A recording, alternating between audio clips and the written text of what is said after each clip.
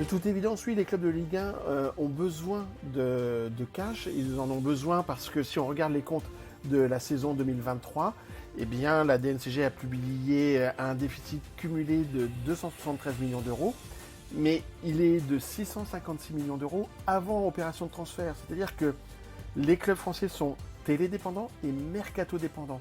Et c'est bien là tout le problème de ce qui va arriver là, puisque on rentre dans cette période de mercato à un moment où les clubs n'ont aucune visibilité sur l'argent dont ils vont disposer. Effectivement, dans cette situation, les clubs français vont pas avoir d'autre option que reprendre la vieille habitude qu'ils avaient, c'est-à-dire vendre avant d'acheter. Ils avaient commencé les dernières années à inverser la tendance, de pouvoir acheter avant de vendre, parce qu'ils avaient un peu plus de vision sur leurs revenus. Et bien malheureusement, là, on va repartir dans ce travers-là. Et vendre avant d'acheter sans savoir si vous êtes capable d'acheter, c'est potentiellement vous affaiblir. C'est bien le problème pour le football français. Alors, les bons parcours européens sont peut-être le petit rayon de soleil qu'il y a pour le football français, parce que un bon parcours européen, par exemple celui du PSG, c'est 125 millions d'euros qui rentrent. Celui du RC Lens, malgré l'élimination en phase de poule, c'est quelque chose comme plus de 50 millions d'euros. Donc le fait que cette année, enfin la saison qui vient de s'achever, les clubs français ont été performants, ça va nous permettre d'avoir un club de plus en Ligue des Champions, du moins en préliminaire. Donc on a 3 sûrs en Ligue des Champions, c'est la plus lucrative, hein, et un autre qui va faire les préliminaires. Et donc oui, ça c'est le petit, alors pas rayon, oui rayon de soleil, mais plutôt amortisseur, parce que pour les clubs concernés, c'est la garantie d'avoir un minimum d'argent pour pouvoir construire son effectif.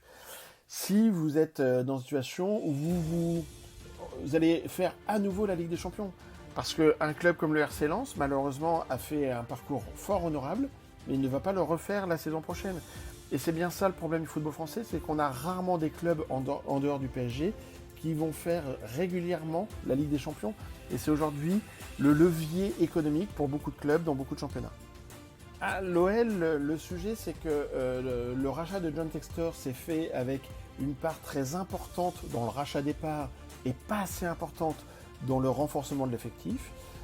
Un effectif qui avait été un pari en faisant revenir des anciens joueurs comme Lacazette ou Tolisso, des joueurs qui ont, de par leur parcours, une valeur ou du moins un coût important, notamment au niveau des salaires. Et malheureusement, sur les 2 dernières années, l'OL a loupé la qualification Coupe d'Europe.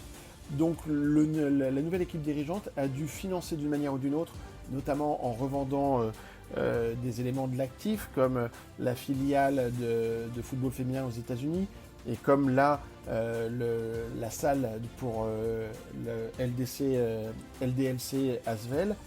Et donc, oui, le problème, c'est que le Lyon va être obligé d'abord de vendre avant de pouvoir réinvestir. Ils ont déjà pris un risque important au mercato d'hiver en réinvestissant plus de 50 millions d'euros. Ça a été bénéfique puisque ça leur a permis d'accrocher une Coupe d'Europe, mais c'est pas la Ligue des Champions.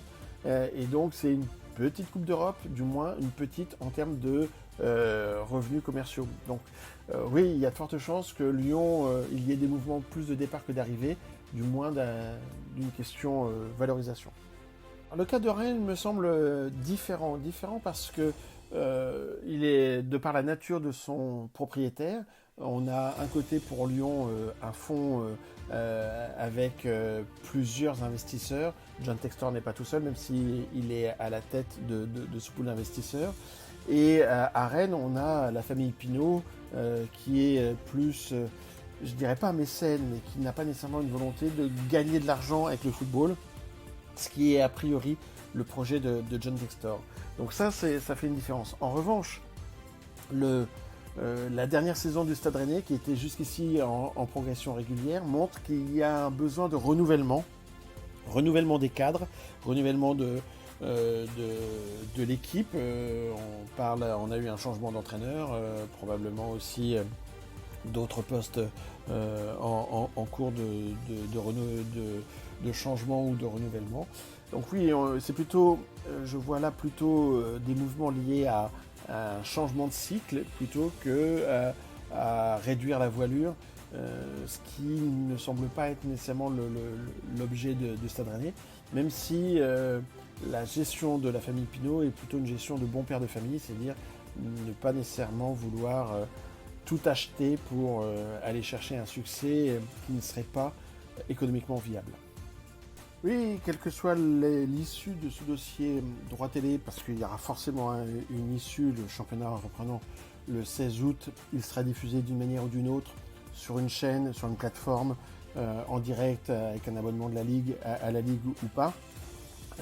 On risque d'aller clairement vers un affaiblissement, un appauvrissement de la Ligue 1. Parce qu'à 700 millions d'euros déjà, on était le plus faible du Big Five, des 5 grands championnats. Alors si on est à 500, sachant que désormais, il va falloir au club rembourser une avance en partie au fonds CVC qui avait investi dans la société commerciale de la Ligue. Donc on est plutôt dans un cercle vicieux plutôt que dans un cercle vertueux. Il y a urgence pour le football français de se reconstruire sur des basses scènes, et les basses scènes pourraient être effectivement, dans un premier temps, de s'affaiblir, du moins sur la valeur des joueurs, mais peut-être aussi d'accepter de payer ou d'arrêter de surpayer certains joueurs pour revenir à un équilibre plus raisonnable. On voit que d'autres championnats, je pense notamment au Portugal ou aux Pays-Bas, qui arrivent à avoir des résultats comparables, si ce n'est supérieurs aux nôtres, avec des joueurs et une masse salariale inférieure à la nôtre. Donc voilà, c'est peut-être un mal pour un bien.